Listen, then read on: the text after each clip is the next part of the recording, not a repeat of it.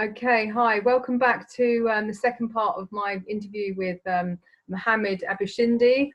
Thanks for bearing with me. And so now, will we talk a bit about the alchemy within the shadow work process and how that sort of materialized for you? Yes, of course. But first, let me talk about how I get into alchemy. Yes. Because,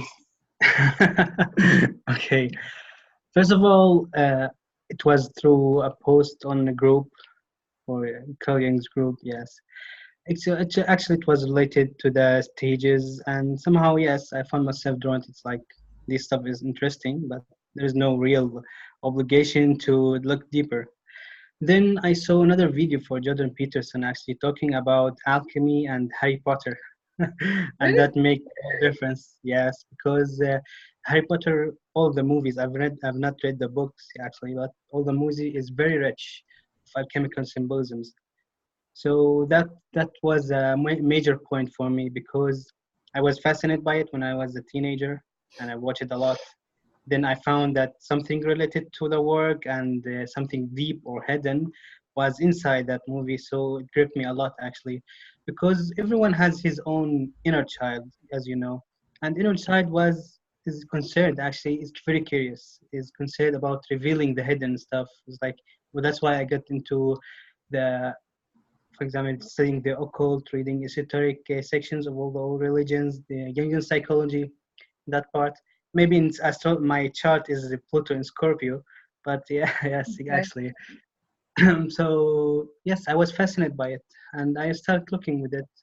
I didn't actually start with Jung, but I started with the videos on YouTube, lectures, and introduction to alchemy, Mhm. and then I started with Jung's work, and it was fascinating. It's like the first time I felt joy in my life. I was reading alchemy because I found myself in it. It's like that's my passion.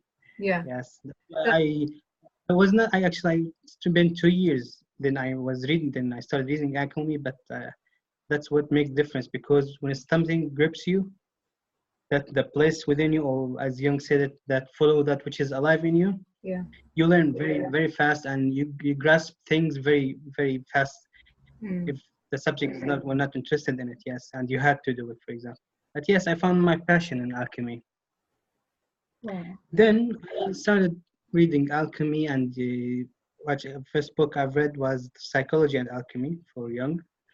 And when I got to the graduate stage, especially the calcinatio or the calcination, the first process, and its association with the fire element, it made the whole difference because when I referred back to my experience and the pain I was feeling, yes, I was telling myself that there's some sort of fire burning within me. That's my feeling and how I get related to it. That how I feel that way.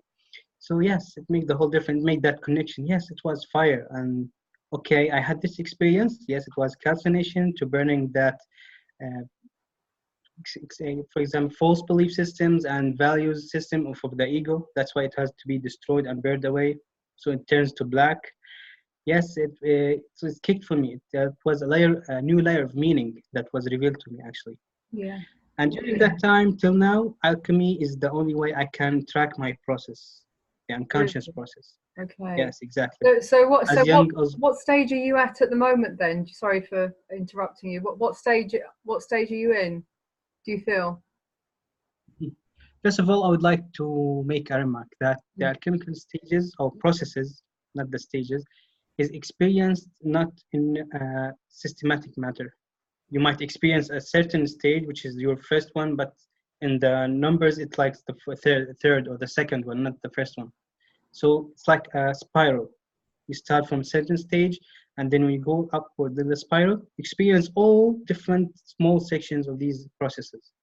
So at the current moment, the last update was the lesser conjunctio. It was because in past year it was purely working on my inner feminine and to separate my shadow and from my anima, and that was make the huge impact.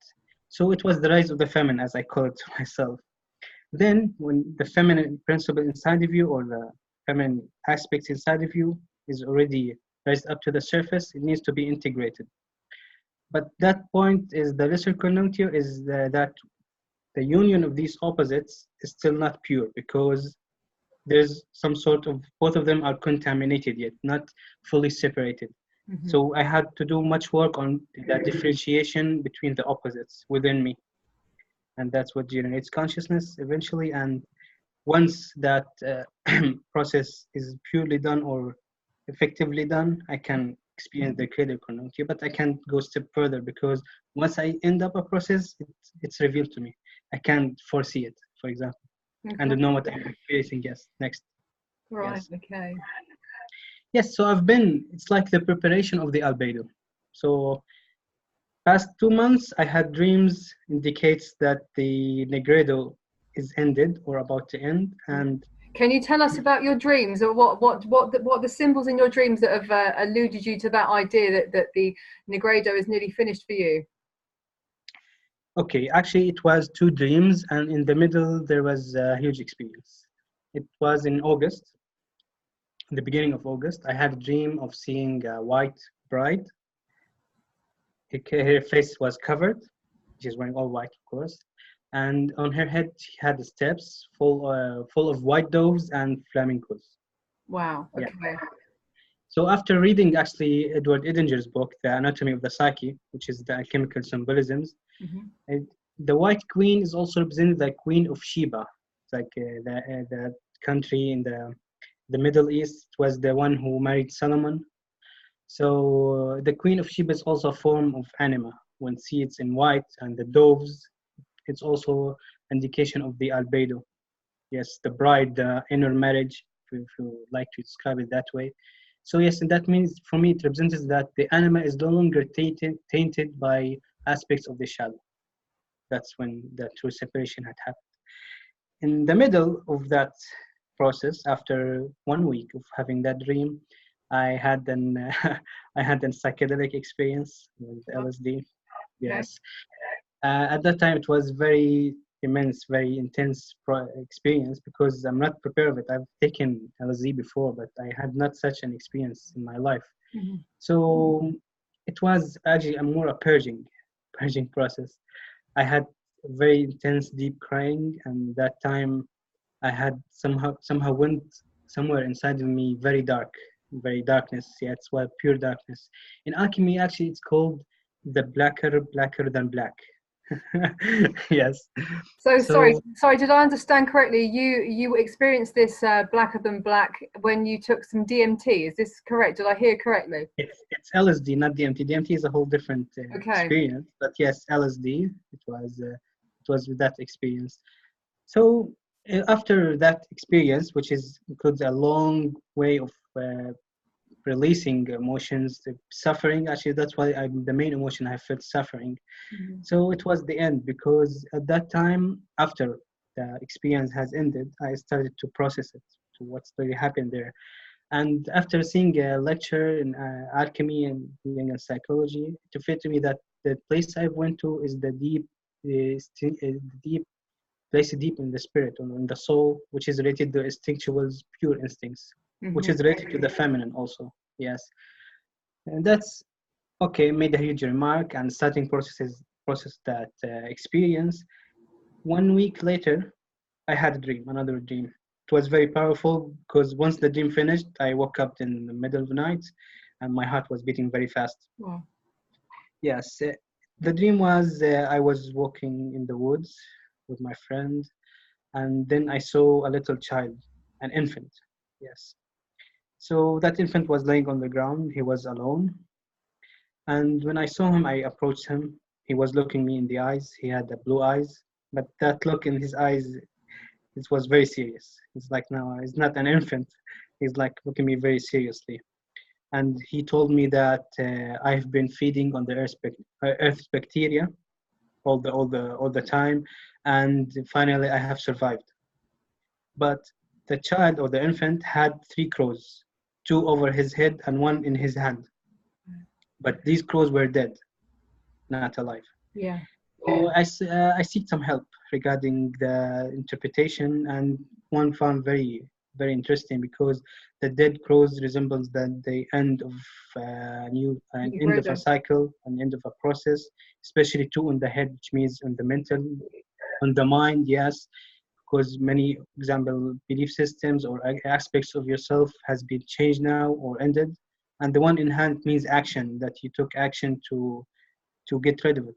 So when dead crows, actually, yes, it might resemble the end of the Negredo also, because they were eventually dead. Yes, that part also resembles the birth of a new aspect in myself. And yes, indeed, And you, crystal. and you can feel that. You can feel the new change of perspective, the new growth. You can feel it in yourself, can you? Yes, yes, of Mm. course. To be honest, it's like very difficult to keep tracking yourself or to look within because at the course of time you might lose where they lose the shores or lose the track, and that's why the importance for me that I had a journal to write it down all my experiences, all my dreams, and to the reflections, the realizations, so I can exactly know where I am or where I came from, Mm-hmm. because too many shedding skins processes at that time. It's like when you look back who I was. Yeah. That's it. It's lovely. Yes, it's magical and it's adventure. Yes. I'll tell you about a dream that I had. One of my most kind of alchemical type dreams that I had was just before I started looking into Carl Jung psychology, and I Mm-hmm. started to do all my art, and I started to really do my shadow work. I had this dream. I went to bed this night quite early, and I lay in bed in the same position. I kind of stayed in a fetal position, and I didn't move for Mm-hmm. about 4 hours. I didn't move a muscle. I just kind of stayed in this position. I had a bit of a fever. I felt like I had a Okay. fever and I couldn't quite get to sleep. I was in between dream and sleep, that kind of that place in between where all these things kind of Mm-hmm. happen, you get jumbled up. And Yes. in this kind of space, I was completely black. My skin was completely burned, crisp, smouldering. It was black, Mm-hmm. and then I had a light inside of me, and it was coming out of my eyes and my ears and my Mm-hmm. nose and my mouth. And so I can't, and I had this kind of you know, when you're kind of, when you've got a fever, you have this feeling like your skin hurts. It's almost like a kind of pleasure pain kind of feeling. Yes, exactly. So Yes. I kept that feeling for about 2 weeks afterwards. So it wasn't a feeling Mm-hmm. that I could feel physically. It's just, it was a sense of it. And I woke up late that night and we were going on holiday. So we were taking a flight early that morning. And I remember driving through the countryside and having this feeling that I was still up there. I was still up in the sky, this black Oh, thing. And I felt black for the mhm. next 2 weeks. It's the only way that I can explain it. So, of course, Yes. blackening is Negredo. It's the first stage of the alchemical Mm-hmm. process. It's the burning away of all that is not true and not real within yourself. Exactly. And so there was like the beginning of the start of, and I knew something about alchemy, but I wasn't really, I hadn't associated that dream with alchemical symbols until a bit later on, until a couple of Mm-hmm. years later. But it's one of those Yes. dreams that it stayed with me forever, and I don't think it will ever go away. It's that I can almost feel it as I'm telling you. I can still feel the blackness. Mm-hmm. But Yes. yeah, it was most definitely a signal from beyond. It's a collective symbol, isn't it? It's something that's a part of the collective unconscious. Yes, exactly. And it's very necessary stage and steps for us, for our evolution, for our growth and transformation, because eventually darkness is a divine characteristic. We can, in it, we find our strength, we get stronger, we forge ourselves, as we say it, so we can receive the greater. So Yeah. without it, we can't grow in light. We found, excuse me, we can find strength in light, but the strength is in darkness. Mhm. And that's why it was black. It was necessary because the ego to be able to be receive the contents of the unconscious, it should be strong, it should Mhm. be handle it because it might affect him or swallow him, as you mentioned before. Mhm. Yes, indeed. So developing a strong ego and a healthy ego is very, very crucial and important. Yeah, and you And know, that's what shadow work is exactly it's all about, because it keeps you away from getting caught up and surprised by your unconscious because of your repressed emotions or traits. Yes. yeah. You know, in a lot of sort of new age movements and kind of awakening groups and stuff on Facebook, you find a lot of Hmm. people wanting to kind of kill the ego. They want to sort of they have this idea that the ego is perhaps not necessary or something like this. but actually it's quite the opposite, isn't it? Yes, of course. It's very crucial. Through it, we experience the outer world. So how can we rid of it? It's also a part of us. Yes, they want to kill it because they are not aligned with it. It's like their enemy, not their foe or friend. Yeah, Yes, the ego should be in alignment with the self, so they can these inspirations, intuitions, and synchronicity takes place, and the growth eventually happens. Yes. it's a bit like the anima or animus, which is like the go between the conscious and unconscious. In a way, like you also need the ego so that it can put into place those aspects of the unconscious and conscious and bring them out into your consciousness, really, isn't it? Yes, exactly. In my case, the anima plays a mediator role between the unconscious or the collective unconscious and my ego, which is the conscious side, because through it I can communicate with the unconscious and bring forth new ideas, inspirations, creativity in general, and also everything related to my work and how I can progress and not to be stagnant or my journey or my path goes another way around.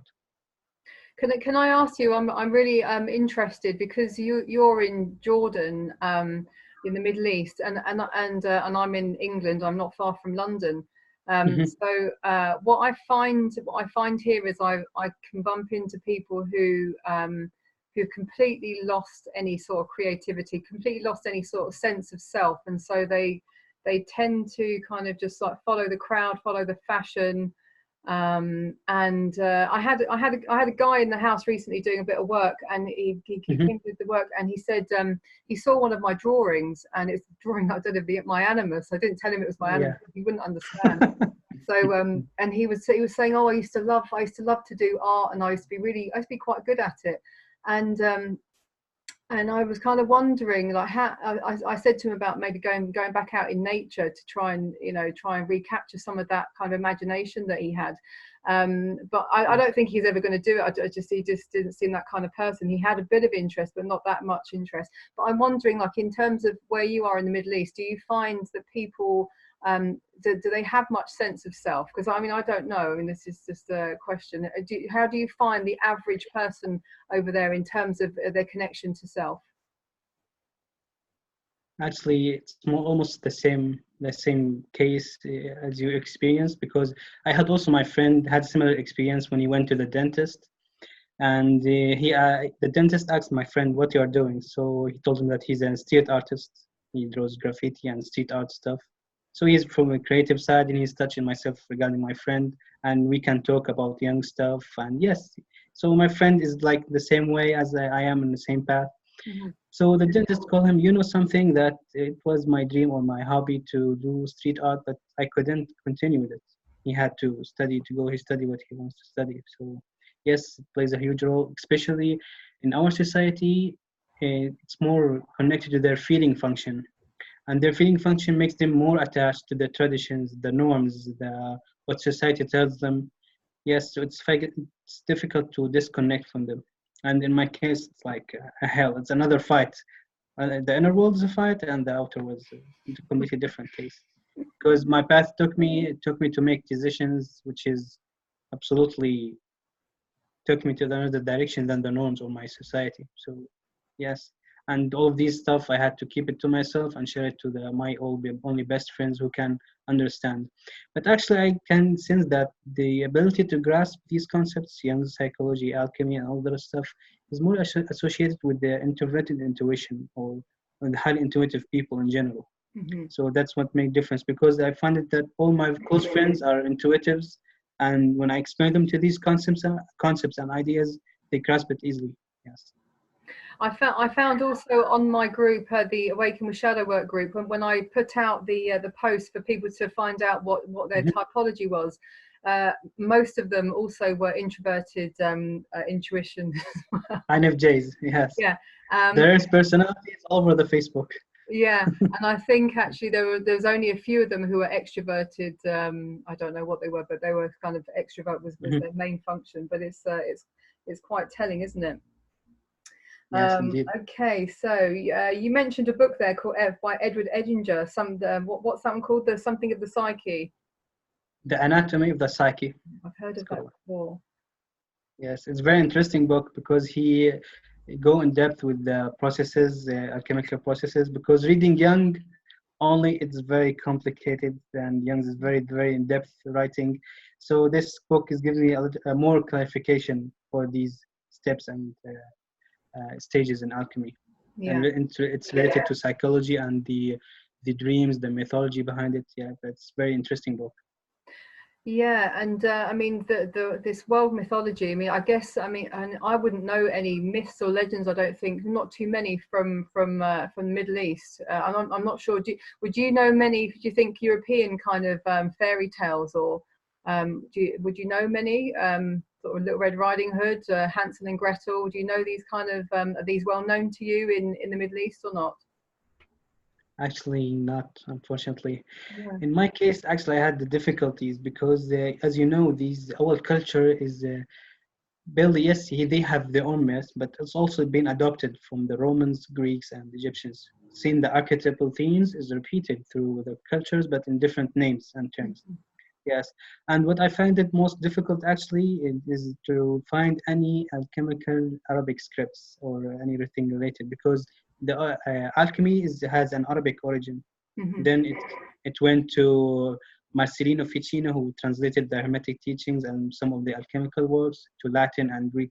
So that's what was my case. I didn't find it here in any library or any reference actually. So I had to read English translated books related to Arabic alchemical works. Wow, that must be very frustrating for you not to find the sort of Yes, a original little bit. doctrines. Yeah, how annoying. Yes, indeed. Um, okay, so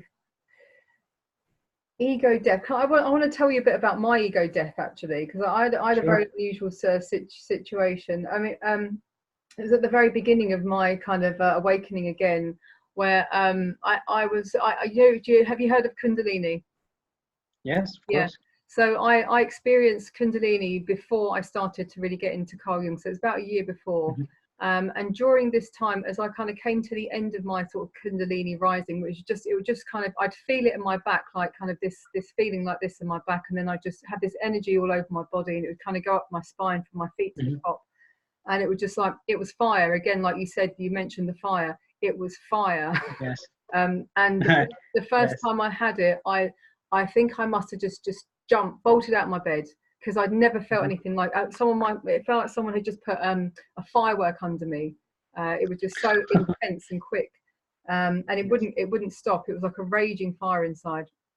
But a couple of months after that, kind of as I kind of came to the end, and it lasted for about a year, I had this feeling. I had this feeling that, and I went to sit in the bedroom on my own, and it was nighttime, and I sat on the bed, and there's a picture that Carl Jung has drawn of a man with his head in his hands on the edge of a bed, and then there's this fire or something that's kind of up in the ceiling. Well, for me, my Yes. experience was that there was a part of me had left my body and was up on the ceiling. Mhm. Okay, I Oh, know it sounds yeah. crazy, and it was crazy. No, it's not. But Yes. I sat on the edge of the bed, and the part of me that was up on the ceiling was the part of me that relates to other people. I was very, very sure of what it was, and I was scared that it was Mhm. leaving. I was scared that it was going away from me. Mhm.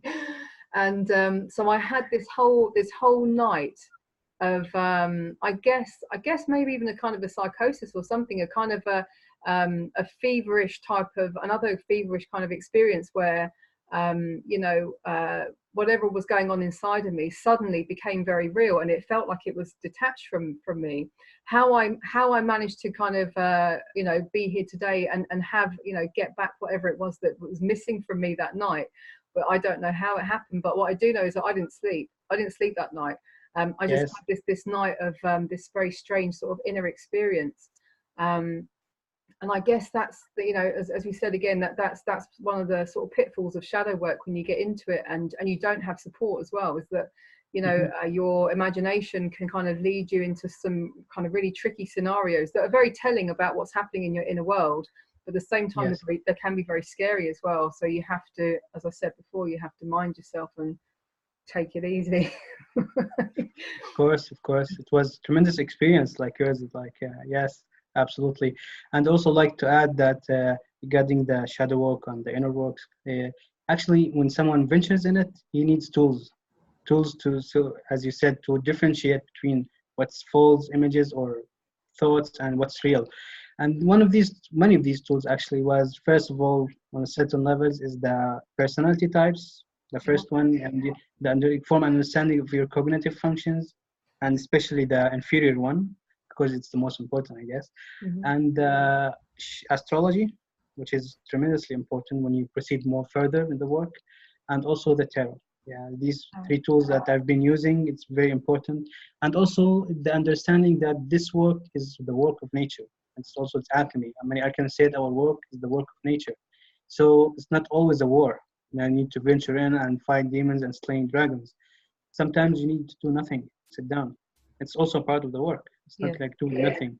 And maybe that's when people cut in, because our world actually is based on, keep moving, keep doing stuff, and no rest. So yes, when you do nothing, don't feel like the obligation to do something, or to make a resistance that, yes, I need to do something, oh, I can sit down right here. But yes, it's all part of the work. Mm-hmm. Yes, you're right. Yeah, Yes. it's very important. You're right, and especially, I mean, especially when I was living in London, it always feels that way. And I think also in society, even with children in school, they're taught from a quite a young age that they have to continue to be moving. There's a lot of expectations, and then society does exactly the same thing as well. And then we harbour a sense of guilt then whenever we do either take a break, look after ourselves, do something for ourselves. So very often people don't even go there unless they start doing their shadow work, and then they start to kind of look at all of the ways that, I mean, with shadow work also, you have to be prepared to let go of everything that you believe in. You have to be able to kind of to deconstruct and to unlearn all the lies that you've been told. And that can be really devastating for anyone who does it, because then you look out into the world and everything looks different. And especially when you start to think that the political systems and the corporate systems and the school systems and all of these systems that we have in place that have kept us where we thought we were comfortable are actually, there's a lot of fallacy in it, there's a lot of lies in it, and there's a lot of ways in which they keep people controlled and doing things that are really against their nature. Everything is turned on its head. You look out the door and you see smiling faces, and it doesn't look right. Nothing looks right for a while. That's how it was for me. I guess for me, when I started looking into 9/11, many years ago. I mean, that might have been near enough the start of my journey when I started to look at that and started to realize how that was in my opinion was not as they said it really was. And then everything kind of changed then, and then you can start to question everything. Yes, exactly. That's when I told you before, when you get into history, indeed they find yourself, no, that's not the real history. That's one is written and designed specially for us to understand. So when we wake up or when we grow up, we find ourselves, and that, yes, that happened. And that's, for example, they impose our beliefs on us. But when you wake up, actually, that's one of the most important tasks to do, is to dig back deep into history and the origins, because within us, we don't carry our biological mother and father, for example, DNA or, for example, psychic components. It's like we are the completion of the story of the mankind. And that's why Jung also referred that we should learn history and mythology, because our story is the story of mankind. Each one of us has his own myth and his own part of the mythology of the humankind. So that's big. When you think of it, it's like, you're not nothing, you are something, and you are making contribution to humanity.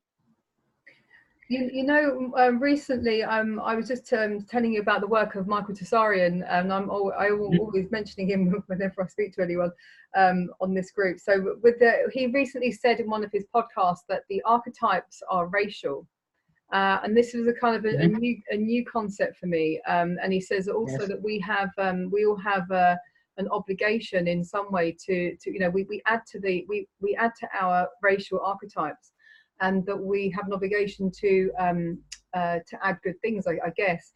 But I mean, have you ever considered that idea? Because this was a kind of a new idea for me, that my archetypes were racial, and therefore, it was my, I suppose, obligation to look into my own ancestry. And, Yes. and to discover the path of my own ancestors, where they came from, their journeys, and their kind of their lives and cultures, which is quite diverse anyway. So what do you think of that? Have you ever considered that archetypes could be racial? Actually, yes, I would agree with that, because when our DNA holds certain parts of the human past civilizations. For example, if you did the ancestry DNA test, it's like see the percentages of which area in the earth you have most the DNA parts, or most your ancestor has lived. But yes, but I have experienced it actually through dreams and through alchemy, because why I was gripped in alchemy for alchemy in the first place, that medieval sciences, for example, the Renaissance, I was highly attracted to that sciences, and also the alchemists at that time. So why I was gripped by it? Okay, yes, something related to my development, but something inside of me, yes, something very past and ancient took me there, and also very special fascination to Egyptian civilization. And I had a dream also related to some of that ancient civilizations. That's why it was things that I was fascinated by it, and that's why I followed the advice that follow what that which is grips you. In alchemy, it's the spirit Mercurius, as I call it, the thing that draws your attention, that moves you. For example, you get interested in a certain topic for a specific period of time, then you stop, then you go somewhere else. What exactly that moves you, that drags your attention, is that the thing that you should follow. Because you need that part to learn it, and that at current your stage of development. Then you move forward, which is also you need to learn at the next step.